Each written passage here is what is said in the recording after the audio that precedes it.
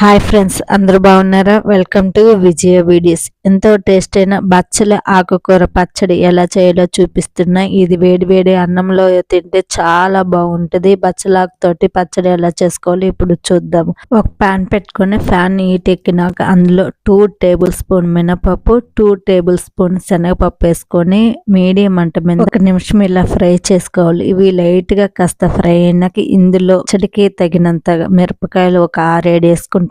మీరు మీ స్పైసీనెస్ బట్టి మిరపకాయలు వేసుకోవాలి. ఎండుమిర్చిని వేసుకొని 1 టేబుల్ స్పూన్ నూనె కూడా వేసుకొని ఫ్రై చేసుకోవాలి. నూనె వేసుకొని మీడియం మంట మీద పప్పులు ఎండుమిర్చి బాగా ఎర్రగా అయ్యేంత వరకు ఫ్రై చేసుకోవాలి. పప్పులు బాగా ఫ్రై అయ్యే మంచి సువాసన వస్తూ కమ్మగా వాసన వస్తుంటుంది. బచ్చల కూరలో ఎన్నో విటమిన్స్ మినరల్స్ అన్నీ ఉంటాయి. బచ్చల కూర ఎక్కువ పప్పు చేసుకుంటుంటారు. పప్పు కాకుండా ఇలా పచ్చడి కూడా చేసుకుంటే చాలా బాగుంటుంది. బచ్చల్లో కూడా తీగ బచ్చలి, మొక్క బచ్చలి 2 రకాలు ఉంటాయి. ఏ బచ్చల ఆకులతో చేసుకున్న ఈ పచ్చడి అయితే చాలా బాగుంటది.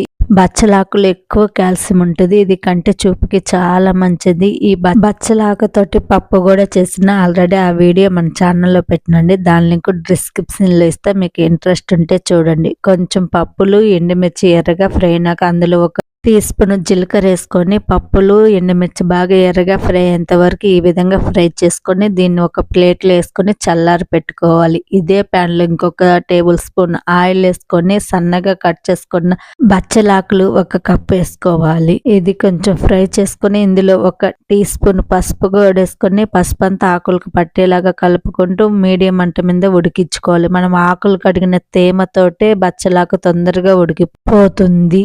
ఒకసారి బాగా ఇలా పసుపు ఆకంతా కలిసేలాగా కలుపుకొని మూత పెట్టుకొని మీడియం మంట మీద ఒక 5 మినిట్స్ ఉడికించుకోవాలి. బచ్చలకు తొందరగానే ఉడుకుతుంది. ఇలా ఆకునంతటిని ఆయిల్లో ఒకసారి బాగా కలుపుకొని మూత పెట్టుకొని ఒక 5 మినిట్స్ ఉడికించుకోవాలి. ఈ విధంగా మెత్తగా ఆకంతా ఉడికేలాగా ఉడికించుకోవాలి. ఇప్పుడు ఇలా ఉడికించుకున్న ఆకుని చల్లారి పెట్టుకోవాలి. ముందుగా ఫ్రై చేసుకుని చల్లారి పెట్టుకున్న పప్పుల్ని ఎండుమిర్చిని మిక్సీ జార్లో వేసుకొని ఇలా మెత్తగా మిక్సీ పట్టుకోవాలి. ఈ పొడిలో చిన్న నిమ్మకాయ సైజ్ అంత చింతపండు కడిగి శుభ్రం చేసుకున్న చింతపండుని వేసుకోవాలి. అలాగే రుచికి తగినంత ఉప్పు కూడా వేసుకొని ఇంకొకసారి మెత్తగా మిక్సీ పట్టుకోవాలి. ఇలా మిక్సీ పట్టుకున్నాక ముందుగా ఉడికించుకున్న బచ్చలాకుని వేసుకొని మెత్తగా ఇంకొకసారి మిక్సీ పట్టుకోవాలి. మరి మెత్తని పేస్ట్ లా కాకుండా కొద్దిగా ఈ విధంగా పట్టుకుంటే పచ్చడి బాగుంటుంది. ఇప్పుడు పచ్చడికి పోపు పెట్టడానికి అదే ప్యాన్ లో 1 టేబుల్ స్పూన్ ఆయిల్ వేసుకొని ఆయిల్ హీట్ ఎక్కినాక 1 స్పూన్ పోపు దినుసులు వేసుకోవాలి. అలాగే 4-5 ఎండుమిర్చి కూడా వేసుకోవాలి.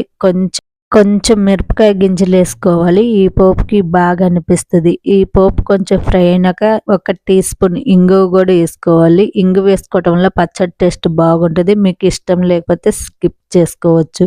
ఇలా ఫ్రై చేసుకున్నాక ఇందులో 1 రెమ్మ కరివేపాకు వేసుకొని ఫ్రై చేసుకోవాలి. నేను ఈ కరివేపాకు వేసుకొని ఫ్రై చేసుకున్న క్లిప్ మిస్ అయింది. అది నాకు కనిపించలేదండి. మీరు ఖచ్చితంగా వేసుకోండి, బాగుంటుంది. ఇలా ఫ్రై అయినాక ముందుగా మిక్సీ పట్టుకున్న పచ్చడిని వేసుకొని ఒకసారి బాగా కలుపుకోవాలి. ఇలా కలిపేసుకొని ఇంకా సర్వింగ్ బౌల్లోకి తీసుకోవడమే. ఎంతో టేస్ట్ అయిన బచ్చల ఆకు పచ్చడి రెడీ. ఇది వేడి వేడి అన్నంలో నెయ్యి వేసుకొని కలుపుకొని తింటే చాలా బాగుంటుంది. మీరు ఖచ్చితంగా ట్రై చేయండి, మీకు బాగా నచ్చుద్ది. ఈ వీడియో నచ్చితే లైక్ చేయండి, మీ ఫ్రెండ్స్ అండ్ ఫ్యామిలీ మెంబర్కి షేర్ చేయండి. మన ఛానల్ సబ్స్క్రైబ్ చేసుకుని పక్కనే ఉన్న బెల్ని యాక్టివేషన్ చేసుకోండి. నేను ఏ వీడియో చేసిన నోటిఫికేషన్ ద్వారా మీకు ముందే అందుద్ది.